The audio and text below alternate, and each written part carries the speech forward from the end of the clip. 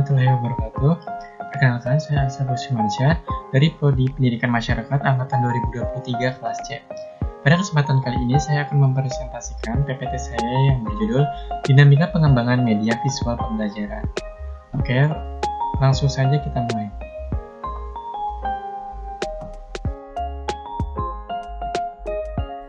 Oke, pokok-pokok pembahasannya akan dibahas pada hari ini. Yang pertama ada pengertian media visual pembelajaran, yang kedua ada prinsip desain visual dalam pendidikan masyarakat, yang ketiga ada membuat media visual instruksional yang menarik, yang keempat ada teknik produksi media visual, yang kelima ada penerapan media visual dalam program edukasi masyarakat, yang keenam ada mengevaluasi efektivitas media visual pembelajaran, dan yang ketujuh ada kesimpulan.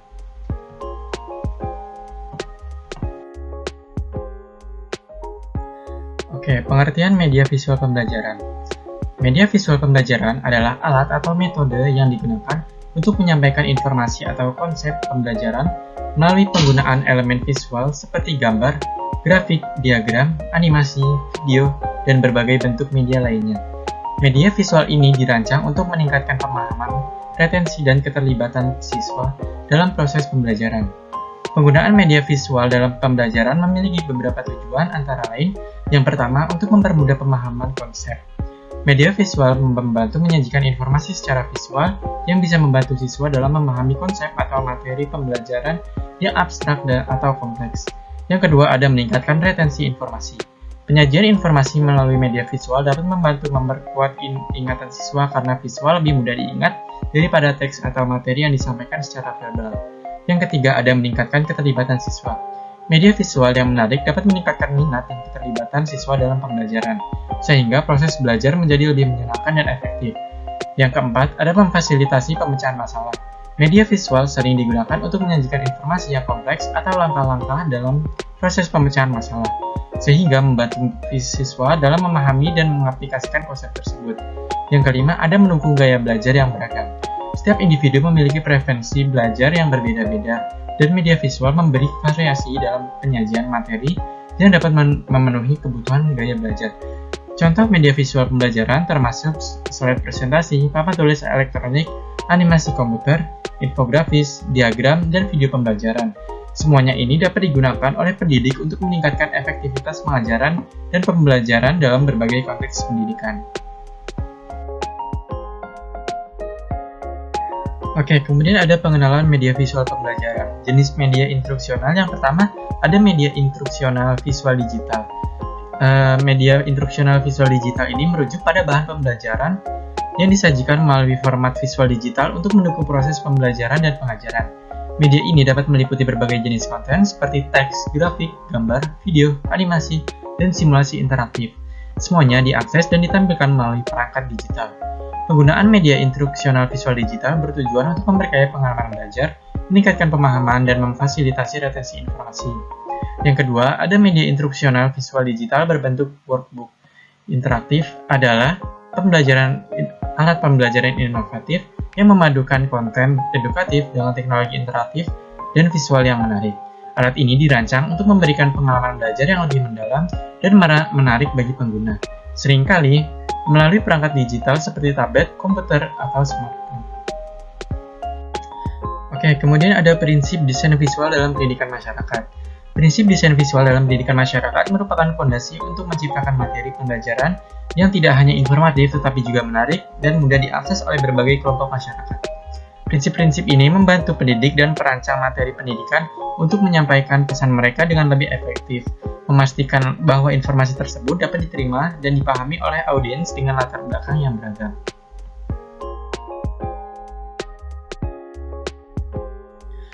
Oke, kemudian ada beberapa prinsip desain visual kunci yang sering diterapkan dalam konteks pendidikan masyarakat. Yang pertama ada kesederhanaan, yaitu mengurangi kekacauan visual dengan fokus pada elemen penting. Kesederhanaan membantu mempertahankan perhatian audiens pada pesan utama tanpa terganggu oleh detail yang tidak perlu. Yang kedua ada keseimbangan atau balance, menciptakan komposisi visual yang merata, baik melalui simetri, keseimbangan formal, atau asimetri, keseimbangan informal. Keseimbangan memberikan stabilitas dan struktur pada desain, membuat materi lebih menyenangkan untuk dilihat. Yang ketiga ada kontras, menggunakan perbedaan warna, ukuran, atau bentuk untuk menarik perhatian dan membedakan antara elemen desain. Kontrak efektif untuk menonjolkan informasi penting atau memandu mata audiens melalui materi pembelajaran. Yang keempat ada kesatuan, menciptakan rasa keselarasan dan kohesi antara semua bagian desain. Kesatuan bisa dicapai dengan menggunakan skema warna yang konsisten, tipe font yang seragam, atau elemen yang visual berulang. Memastikan bahwa semua bagian materi pembelajaran terasa terintegrasi. Dan yang kelima ada penekanan, menyoroti elemen atau informasi penting dalam desain untuk menarik perhatian audiens. Penekanan dapat dilakukan melalui penggunaan warna yang berbeda, ukuran yang lebih besar, atau elemen visual yang menarik. Yang keenam ada alur visual, mengatur elemen dengan desain sedemikian rupa sehingga mata audiens secara alami mengikuti alur informasi yang diinginkan, dari elemen paling penting ke detail tambahan. Hal ini sering dicapai dengan menggunakan garis pandang atau tata letak yang memandu perhatian. Yang ketujuh ada repetisi, mengulang elemen visual tertentu seperti warna, bentuk atau motif untuk menciptakan ritme dan kohesi dalam desain. Repetisi membantu memperkuat identitas dan pesan materi pembelajaran. Yang kedelapan ada ruang negatif, memanfaatkan ruang kosong atau tidak terpakai untuk menciptakan definisi dan memisahkan antar elemen dalam desain. Ruang negatif membantu menghindari kekacauan visual dan meningkatkan keterbacaan. Penerapan prinsip-prinsip desain visual dalam pendidikan masyarakat memungkinkan pembuatan materi yang tidak hanya estetis menarik, tetapi juga meningkatkan pemahaman dan retensi informasi.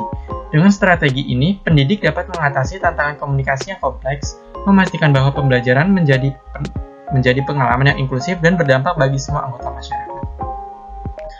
Oke, kemudian ada membuat visual instruksional yang menarik. Membuat media visual instruksional yang menarik merupakan kunci untuk meningkatkan efektivitas pembelajaran dan memastikan bahwa materi yang disampaikan dapat dengan mudah dipahami dan diingat oleh peserta didik. Berikut adalah beberapa langkah dan tips penting untuk menciptakan media visual instruksional yang menarik dan efektif. Yang pertama, Anda harus kenali audiens Anda dengan menggunakan analisis kebutuhan seperti pahami karakteristik, kebutuhan dan preferensi belajar audiens Anda. Hal ini akan membantu dalam menyesuaikan kompleksitas, gaya, dan jenis media visual yang akan digunakan. Yang kedua, ada tentukan tujuan pembelajaran. Jelaskan apa yang ingin Anda capai dengan media visual tersebut. Yang ketiga, ada pilih jenis media visual yang tepat. Gunakan kombinasi gambar, diagram video, animasi atau infografik sesuai dengan materi yang disampaikan untuk meningkatkan keterlibatan pemahaman.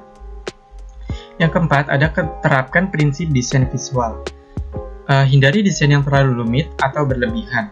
Gunakan elemen desain yang sederhana untuk memfokuskan perhatian pada poin penting. Yang kelima, ada buat konten yang interaktif dan partisipatif. Tambahkan elemen interaktif seperti kuis, latihan, atau simulasi untuk meningkatkan keterlibatan dan memfasilitasi pembelajaran aktif. Yang keenam, ada uji dan dapatkan umpan balik. Uji media visual pada sekelompok kecil audiens target untuk mendapatkan masukan tentang kejelasan, keterlibatan, dan efektivitas pembelajaran. Yang ketujuh, ada evaluasi efektivitas. Kumpulkan data menggunakan survei, tes, dan metode evaluasi lainnya untuk mengukur pencapaian tujuan pembelajaran.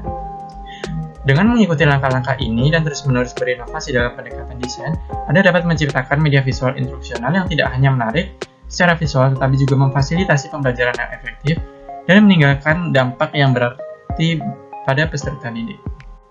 Oke, kemudian ada teknik produksi media visual melibatkan serangkaian langkah mulai dari konseptualisasi hingga distribusi. Proses dimulai dengan merumuskan konsep dan pesan yang ingin disampaikan. Diikuti dengan perencanaan yang dapat mencakup penjadwalan, alokasi sumber daya, dan pemilihan teknik produksi yang sesuai. Tahap berikutnya adalah pelaksanaan produksi yang melibatkan pengambilan gambar atau pembuatan gambar, pengeditan, penambahan efek visual dan animasi, serta penyuntingan suara. Selama proses ini, fokus diberikan pada konsistensi dengan konsep awal dan kualitas visual yang tinggi. Setelah produksi selesai, produk visual diuji, direvisi, dan disesuaikan berdasarkan umpan balik untuk memastikan efektivitasnya. Akhirnya, produk visual didistribusikan kepada audiens target melalui berbagai saluran seperti internet, media sosial, televisi, atau cetak. Teknik produksi media visual terus berkembang seiring dengan kemajuan teknologi. Dengan perangkat lunak dan peralatan yang semakin canggih memungkinkan penciptaan konten visual yang lebih kompleks dan menarik. Oke, selanjutnya ada penerapan media visual dalam program edukasi masyarakat. Penerapan media visual dalam program edukasi masyarakat adalah strategi yang sangat efektif untuk meningkatkan kesadaran, pemahaman, dan keterlibatan masyarakat terhadap berbagai isu media visual yang mencakup gambar, video, diagram, infografik, dan animasi. Dapat memudahkan penyampaian pesan yang kompleks atau penting dengan cara yang lebih menarik dan mudah dicerna. Berikut adalah beberapa cara penerapan media visual dalam program edukasi masyarakat. Yang pertama, pelatihan dan workshop.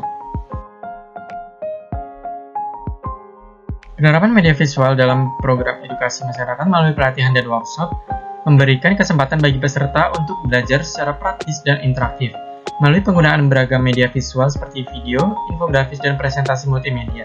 Peserta dapat memahami konsep-konsep kompleks dengan lebih mudah dan menyenangkan. Workshop ini juga memungkinkan mereka untuk berpartisipasi aktif dalam proses pembelajaran, baik melalui diskusi, latihan praktik, maupun proyek kolaboratif. Yang kedua, ada penerapan media visual dalam program edukasi masyarakat melalui pemberdayaan masyarakat. Memberikan kesempatan bagi anggota komunitas untuk menjadi produsen dan konsumen konten edukatif dengan memberikan pelatihan dan akses ke perangkat serta teknologi yang diperlukan. Masyarakat dapat menciptakan konten visual yang relevan dengan kebutuhan dan konteks lokal mereka.